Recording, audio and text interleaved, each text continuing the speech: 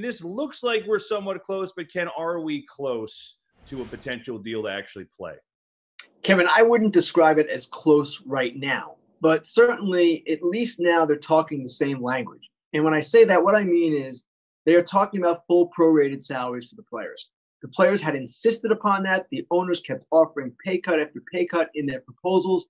And now 60 games with full prorated salaries is the owner's proposal. 70 is the players' request. So you would think, as you said, there would be some room for compromise, and there is. But from the owner's perspective, they've already given in their minds a lot just to get to 60.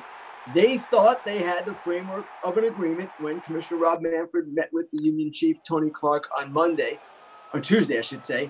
And now they're not so willing to go beyond where they are. In total player payroll, $25 million per game. Every game you add to the season, you go from 60 to 61, that's $25 million. So the difference between 60 and 70 is $250 million. There is room for compromise if the owners are willing to compromise. Now, they've already given on some other issues as well. So the question is, if you give more games, do you take some of that away? It's all this big matrix of possibilities that you're looking at in a deal.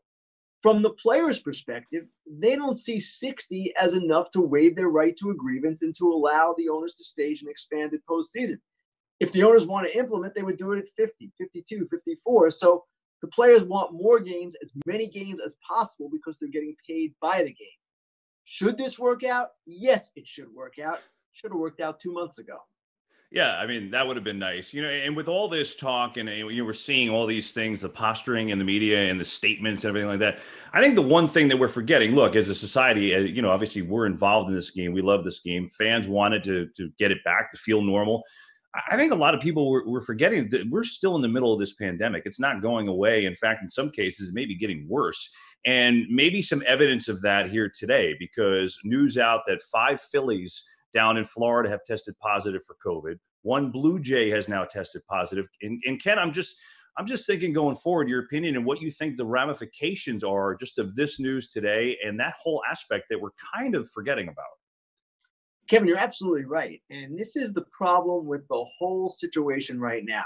We've been talking about this deal, this dollars and cents situation that the players and owners are involved in, when in reality, even if they get an agreement, there is this whole other thing to conquer, if it can even be conquered, and that's the virus.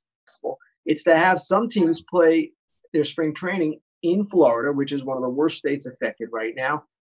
It's almost a day-to-day proposition. And as you said, some states are getting worse.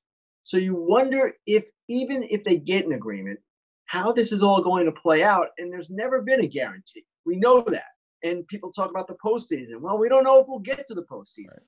So all of these factors are in play as well. And that's beyond the negotiation. Obviously, they've got to negotiate the health and safety protocols, and they've seemingly been relatively in agreement on that. But this is a very, very complex equation. For the best access, perspective, and personalities in all of sports, follow us at Fox Sports on Twitter, Facebook, Instagram, and YouTube.